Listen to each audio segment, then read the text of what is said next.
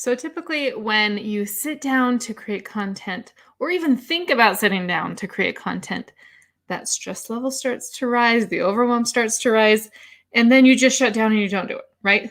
Let me know if that is you and you can relate to that, or if that's even a part of that is you. That's what we're going to talk about today. And this live is going to be specifically for you to help get rid of that, right? So that you don't get into that panic state when it is time to create content, whether that's content for emails or lives or blogs or whatever kind of content that you're creating. Okay. This will help you with all of that. So stick around. We're going to share some great stuff today. I'm really excited. If we haven't met before, I'm Debbie Dunford with David and Debbie Dunford. And we show other networkers and other online marketers how to grow your business on social media using leverage, using marketing, online marketing skills, and all sorts of things to help you grow your business. So stick around. I'm excited to have you here. And let me know, first of all, where you are coming in from and say hi. I'd love to be able to say hi back to you and give you a little shout out for being here. David and I are from Utah, so that's where we are at. So let's go ahead and dig in, because this kind of started, this is a conversation, content. We could go on and on and on and on about content creation and all the facets that are involved. Today, we're going to focus on just a couple of those, just 3 things that you can do to help keep that panic at bay and not even get anywhere close to it. Okay. So the first thing, really, the first time I really kind of, besides my own experience, the first time I really had a student that I worked with about this, it really helped open my eyes to some things because I didn't have this specific issue with the overwhelm, but she did. So let me know if you can relate to this. And that's where these ideas kind of came from, was that conversation. First of all, she told me, she listed off 3 to 5 different, more like 4 or 5 different places that she could get her content from. And she said, there's just so many places, I don't even know where to start. Okay, so put a 1 in the discussion if that's something that you've come across, where there's just so much content out there, you don't even know what to put. And honestly, a few months ago, I came across that same thing where I was like, there's so much to do. I don't even know where to start. And what I found is that I really didn't have a focus. And so that's where I've talked to in other lives about building your brand. And that's what helped me create a focus.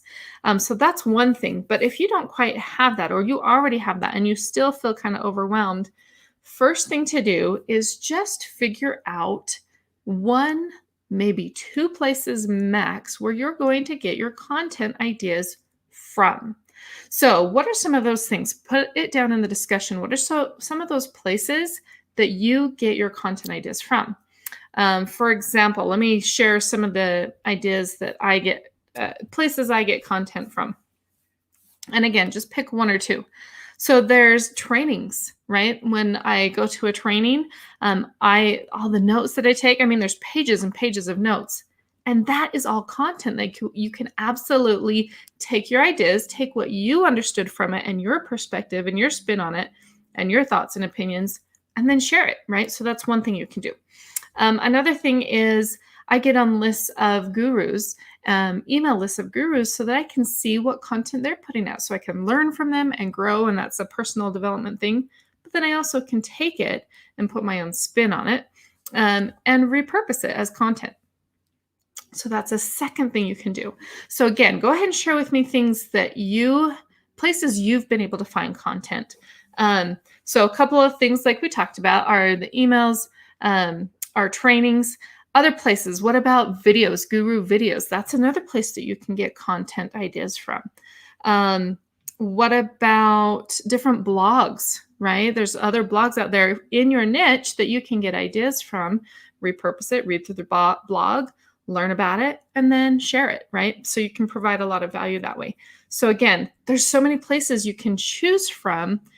If that gets overwhelming, just pick 1. Maybe you just focus on, for 1 month, just focus on going and finding blogs to learn from and to share and repurpose those ideas, take your own spin on it, and share that value out in your own way through posts and lives. Okay. So that's another thing you can do. Just focus on one thing. Okay. Excuse me. The second thing is okay, well, so now that you have places to go to get content, the second thing is, well, okay, so how do I organize it? Right. So, again, this can be super simple. I mean, the first thing I would suggest is starting out with some kind of plan or system. It doesn't have to be complex, it doesn't need to be all complicated. Something simple is best, right? It's going to be the most effective so you can just follow it easily. So, look at what might you do. That could be and there's no right or wrong way here. It could be that you put a theme for every single day. By theme, I mean, like Mindset Monday, Terrific Tuesday, and that doesn't really help. What about like Tuesday tips, right? Or Tuesday trainings, and Wednesday wisdom, Thursday thankfulness, right? Because showing gratitude to your people is a huge thing. So Thursday thankful, things like that. So having a theme for each day of the week is a great place to start. So that as you're going through, like say you decide on, you're going to look at different blogs and research those and focus on getting content from blogs. Then you can say, okay, well, I'm going to look for something that would be just a sentence that's wise, something that I think really stands out that I want to share. And that's going to be my Wednesday wisdom, right? Things like that you can do. Okay. So you can just organize it into themes for, each day having a theme. Or another idea is you could organize it into topics by week, right? So I'm going to talk about this topic, maybe social media on Monday, or on week 1. Week 2, I'm going to talk about email marketing strategies. Week 3, I'm going to talk about, and those are all big categories, but you get the idea, where you can have a different topic for each week of the month. And then go into, okay, so what type of post do I want to post? And you can go back to that theme idea of every day having a theme, and move on from there, right? So, and how I do it, I don't really have, I don't have a theme like a Monday motivation, Tuesday tip, things like that. But I have a certain type of post that I do.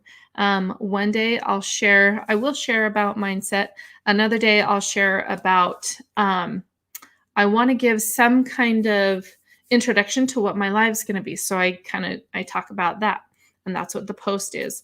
Then I have a lifestyle post, right? So I have a little bit different idea than the themed idea. But again, it's a system that works for me. So it's just a matter of trying out a specific way to do it. If that doesn't work, tweak it. Test something else. Okay, so then the third thing that I wanted to share today was a question that was brought up to me recently was, okay, so what if I feel like I'm saying the same thing over and over and over? Okay, so I don't want to say the same thing over and over. So a couple things in response to that. First of all, your organic reach, specifically if you're on Facebook, and probably most other platforms, but I'm not quite sure on those. I'm more familiar with Facebook. But on Facebook, your organic reach, who Facebook shows it to, it's typically not going to be the exact same people every single day. Even if it were, people don't hear the same things the same way twice, right? You're first of all not going to deliver the exact same content the exact same way, unless you've got it scripted out, right? And so you're reading your script, which, that's a whole other thing. But you're typically not going to say the same thing the exact same way twice. And so it's going to come out differently. So also people are going to receive it. They need to hear it sometimes 4, 5, 6 times before it really starts to sink in. So again, it's really not an issue to say, well, I feel like I'm repeating myself all the time. that's okay. You can do the same topic probably for an entire month, and you'll say similar things, but you'll say it in different ways, and people will hear it differently. So that is what I have for you today. Thanks so much for joining me. Make sure to follow our fan page if you are not following us yet, at David and Debbie Dunford on Facebook. So go ahead and go there and follow us so that you can get tips every Wednesday. And then we share value throughout the entire week on our fan page. So have a great rest of your day, and we will see you later. Bye.